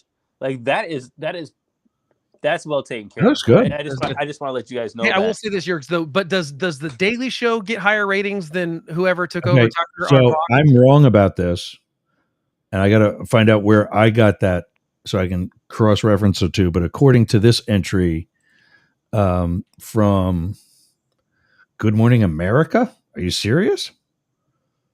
No, Comedy Central is not the #1 news show. But here are some of the top-rated news networks. Oh, Good Morning America is one of the top-rated. Imagine Good Morning America saying that. It has been the. Yeah, why is Good Morning America saying that? It's been the 9 p.m. or the 8 p.m. It's been the 8 p.m. slot at Fox News for 20 years. It was Bill O'Reilly. It was Tucker Carlson. It's now what's his name? It doesn't matter who is on that channel at that time. That and here's the thing. At Max, that blows the Tucker theory out of the water, doesn't it? Well, I think it's more that I think Fox News is correct that they're bigger than their anchors who think that they are bigger than Fox News, which is why they keep getting rid of them when a scandal arises. So the proof, like, who knows why? Now, here's the other thing. Consistently, it tops out at 3 million people a night. Joe Rogan has 11 million people estimated listening per episode. So some of these things are and he's daily too, right? Yeah. So like Joe Rogan is dwarfing what any cable news network is getting on any single show, even the top rated one on Fox. And to me, if I were Joe Rogan, for example, I don't think Joe Rogan's the villain that everyone thinks he is. But if I were Joe Rogan and I knew that 11 million people are paying, I just think he's the king of flip-flops. I just think he likes to have conversations with people. I think here's the problem. I think people read too much into he's just having conversations. Again, he's having conversations. He's not a journalist. He's allowed to flip-flop. Who cares? Here's what I would do. If I were him, if I had 11 million people paying attention to me and I was talking about anything political or policy or any of that kind of stuff, like it's one thing to talk to a musician. Fine. It's just a conversation. If I have anyone else, I'm paying someone to be fact-checking them the whole time we're having the conversation and in my ear about that, because it's not that hard. He's got the resources to do it. His new contract is $200 million. I'm just saying you could do that, and you could. I'm just wanting to get one commercial radio station, right? So because I got a pension, so I can pay you guys and make it worth your while. I'm trying to make a living at this too, but I know that I've known. Here's the thing about just coming from the conservative side. I know I could make a successful YouTube channel that would get me paid. I know how to do that if I go all in on the MAGA thing. If I lie, if I withhold certain information. That's why I think what we're doing right now, presenting both sides, fact checking ourselves, and look what I just did. I told you Comedy Central was not 2 minutes later, I'm pulling it back and say, I screwed up. And I'm going to be wrong. Like for sure, I'm going to be wrong or things. Exactly. And but the point is the audience has to reward that behavior or it won't happen unless people just are willing to do it. For example, that's why I'm okay with us having our hockey games where you and I slug it out verbally and then, hug it out later. Well, I also just think that there's a lack of that in all of the media stuff. There's just not enough. Let's actually argue out like the policy here, or let's argue about the differences here. I think there's too much of people would rather just hear what they want to hear and from one side, and they don't even ever look at the other side. Now, this is especially bad on the left, right? Correct. Because so much of the media does have a leftward bias that when I have a conversation with someone for example, I think I've said this before on the show. I had a friend one time tweeted something, and I was like, hey, I don't know if you know this, but you have to pass a background check to buy a firearm. Like he did not know that you had to do that. My favorite one is that you don't have to be a U.S. citizen to vote in an election. Well, you do in federal elections, but yeah. Yeah, exactly. Any town wants to let anybody vote, knock yourself out. Yeah, they could. But the Republicans are taking this as far as, oh, the Democrats are letting all these people across the border because they're going to vote for Joe Biden. They can't. So what I think has happened is that what we had was if I had to like summarize what happened to media, it's that you had a left-wing bias. Fox saw an opportunity to speak to a side that wasn't being spoken to. They eventually went. I really do think the fair and balanced thing actually worked in the late 90s for Fox. I do think that they Yes. had better personalities. They had left and right. You had, Hannity and Combs. Now, obviously, there was Hannity's this, superhero looking guy. My huge man crush, not from a gay perspective, but because I really enjoyed listening to him because of his intelligent analysis, was Shepard Smith. I knew you were going to say. Thank you. Oh, he didn't say me? No, I loved Shepard sorry. Smith. I loved his show. I watched it all the time in the early 2000s. I think he was a great journalist, and that's why he left Fox eventually, is because he was like, this is nuts. What did he say? What were his exact words? Do you know? I can't remember, but yeah. I just wanted to tell the truth. Yeah. And he went to MSNBC. Yep. And he bombed. Yeah, which sucks because I think that he's one of the good guys that absolutely should have been, but we don't reward that kind of behavior. Unfortunately, that's a good example of like that guy's not even on TV anymore, and I think he was good at his job and he told the truth and he did it in a. Is fun he way. at that news station that Cuomo and all the other firees are at? So, but News Nation actually does have some good personalities on it. I do like. I always liked Chris Cuomo. I know he's left leaning, and I'm okay with that because I am going to fact check him myself. Yeah, I had the problems with not everybody else is going to do that with his brother. But yeah, well, that was he screwed that up. That was a step too far, and he did some bad things there. I believe in redemption though, but Chris Stirewalt hosts the Sunday Show on the Hill, and he's one of my favorite he's a really smart like poll guy and knows all about elections. And he was at Fox. He got fired at Fox because he called Arizona, and everyone was up in arms that he was calling Arizona, but he was like, I was right. And everyone was like, you called it too early, blah, blah, blah. And he became public enemy of MAGA because of that, because he told the truth that Arizona was going for Biden. I can never remember her name, but she reminds me of Kennedy from MTV. She is the liberal panelist on Fox and Friends. I know who you're talking about, but I don't ever watch it. I know who you're talking about. Yeah. Choose them a new ass every day. Yeah, but also it's kind of performative too. It's like here's 100%. They're token conservative. It's really just like, oh look, we're showing viewpoint diversity, but not really. We're just going to gang up on this person and make them look like an idiot. And she eats them alive. Yeah. So to me, that what happened is that everyone demanded, the people, we the audiences demanded to not hear anything that made us uncomfortable. And so MSNBC decided, look, Fox makes a lot of money doing the right thing. We're gonna go in on the left thing. That was the one pushback I was going to do earlier, and I didn't jump in. Yes, Fox is the one network that gets the most people. But what side of the political spectrum gets the most networks? Oh, the left. Yeah. I mean, left. That's the thing. While Fox is the one network that's leading from an overall outreach, the progressive, liberal, Democrat, whatever you want to call it. Seems like just seems like the market share easy answer, right? I don't think it's a market share thing, because you look at journalists and 96% of them donate to Democratic campaigns. So it's like there is a bias. Tucker Carlson said he hated Trump. Yeah. Well, Tucker Carlson is a liar. I mean, and here's the other problem. What I was saying is like if Fox is biggest and there's more Democrat media, then there's more Democrat media. Therefore, they don't have the biggest market share. That's why Fox is the biggest. Yeah. You're right about that. It's like they're splitting the market share a lot more than Fox is. Right. I'm saying as a concept, MSNBC, CNN, CNBC collectively have the biggest audience. Right. Although I do think CNN is all left leaning, correct, but I don't know if they're doing great at it. But I think the what's that? Well, I do think I've seen some evidence that CNN is trying to course correct. It does seem like they're trying. Oh yeah, they were slamming Biden and Harris yesterday. I think they're trying to be a little bit more. Now there's still some. really the problem with all of these people is that they don't separate opinion from news well enough, in my opinion. I think actually Fox did a better job at this for the majority of their network, is that the news side and the opinion side were very separate and they had nothing to do with each other. Yeah. That's not the case anymore. Problem with I have with like MSNBC and CNN is often they'll have, I'm Rachel Maddow, your opinion person. Well, now I'm covering the post-debate speech thing and I'm pretending to be a news person. The changing of hats by the same personality. Yeah. You notice Hannity was never on the post election coverage. It wasn't him. It was the news people, because this was news. It's not opinion. Or they might have had panelists on that were opinion people, but for the most part, it's like, this is news, that's opinion. Newspapers are still very good about this. They put opinion next to it when it's an opinion thing. Although there's a lot of blurring of the lines there at places. They're also separate departments within the company.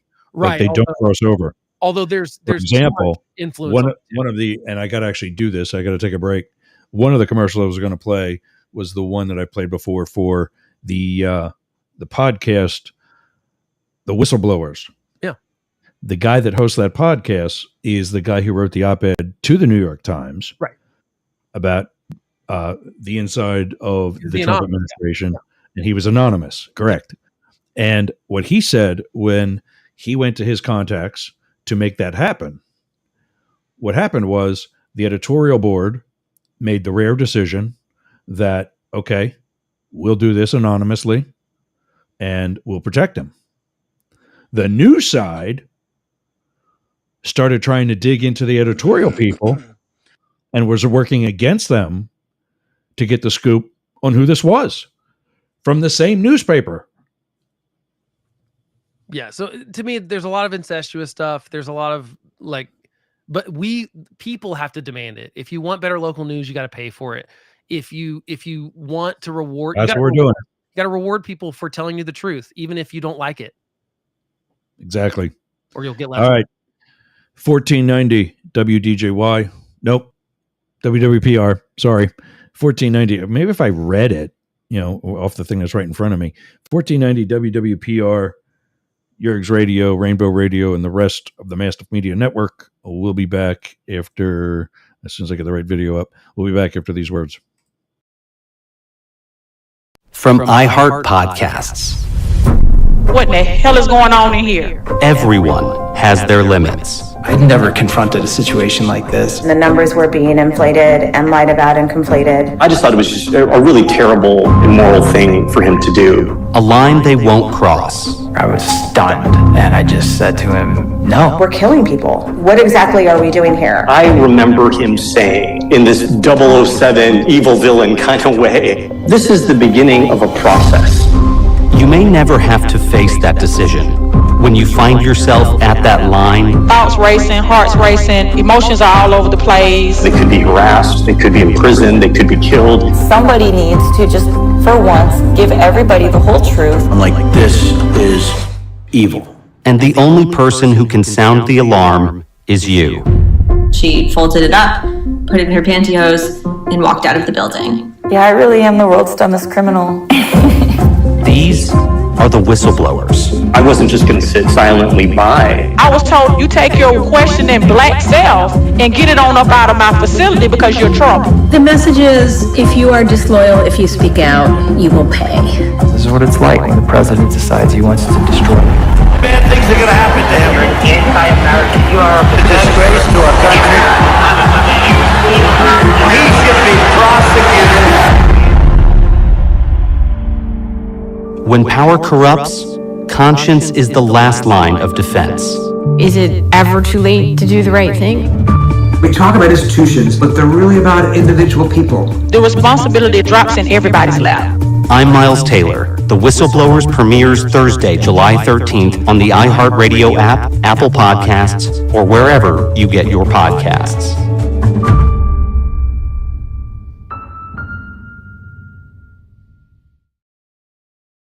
Check out Miles Taylor and the Whistleblowers. I've referenced that plenty of times throughout Up the Middle, Both Sides Now, and Yerg's Tonight. He does an excellent job telling the stories of various people who blew the whistle on the Trump administration and their reasons why, personal and professional.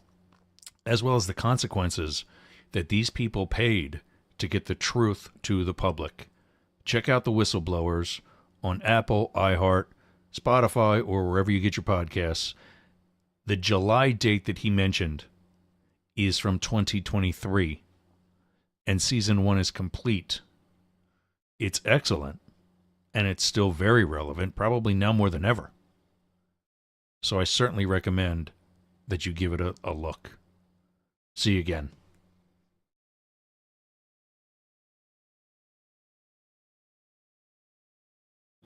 There we go.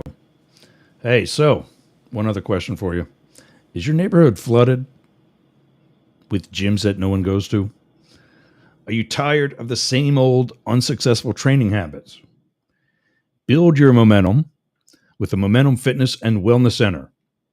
Formerly Monster Mouse Fitness, Momentum Fitness and Wellness Center on US 19 in Port Richey offers the same self-sufficient 24-hour availability, coupled with new services, amenities, and increased space indoors and out. Visit the expert trainers and let them show you the modern facilities and help you to be part of an inclusive community, regardless of your fitness and experience level. Yes, I'm reading this, but I got to hurry up. Check out the new sauna, cold plunge tub, and recovery rooms, as well as upgraded and improved equipment. Hey, look, I am making this part up. You know my rules. Of course, I support my sponsors, or they don't become sponsors. And what I used to call Monster Mouse, this is the gym I've been going to since I moved to the Tampa area. So now Momentum Fitness and Wellness Center. Go in, tell Anthony, that's my guy. You know, like all the other commercials, I got a guy. Anthony's the owner. It's kind of another gay thing. You know, every gay bar, you know, they claim to know the owner. Anthony's the owner. Tell him I sent you. He'll get you hooked up to get or keep that Hernando Beach body. Go to MomentumFitnessandWellness.com or stop in today. Stop waiting. Stop dragging your ass. I know I haven't been there in almost a year and a half. And fortunately, I got to talking to him again, and he's setting us up. Momentum, Fitness, and Wellness. Let's bring the guys back out. Where are they? There's one. You know, Jurgs, I was thinking if you change your ad reads, you can read better. If you just change it to the Cyrillic alphabet, maybe you can. What? He's making another Russian spy joke. He's saying, "Oh, if you read it in your native tongue, it would probably be easier for you."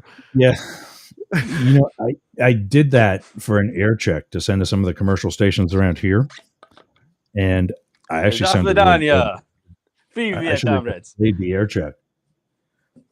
I should have just played the air check. But anyway, that's my gym. Where are we at? Oh, we got 10 minutes. So, Blake, you were saying that you think do you think that this Russian thing is just the tip of the iceberg also? I don't believe for example, if you are Russia and I think China's goals are often very different than Russia's goals. And so, you know, China. Yeah, but I'll tell you for free, they share. Well, of course, no, they're aligning on a lot of stuff, but I'm saying China wants to. I mean, they talk. Yeah. China wants to be a world power and realizes they can do so via stealing stuff, via nefarious stuff. Economically, they want to do stuff. But Russia knows that they have to destroy the United States to be able to be a real world power. That's really what it boils down to. Russia, clearly from this Ukraine thing, I think we've seen that they're not, I don't want to call them a paper tiger, but I certainly don't think that they are. I think here's the problem with dictatorships like this. You end up with, it's very hard to figure out what's going wrong because people are afraid to mess up. They'll never admit it because they'll get killed or whatever. A lot of yes men. A lot of yes men. You don't have a lot of pushback on things that might not work. So there's a lot of problems with that, you know. And I think the thing is, if Russia's willing to pay a couple of, you know, they've got a couple million followers, people like Benny Johnson, Tim Pool. They're already doing this crap. If they're willing to spend $100,000 on a video for, you could replace Benny Johnson with anyone on the right right now. That's why I didn't get when you said that they're targeting the far right.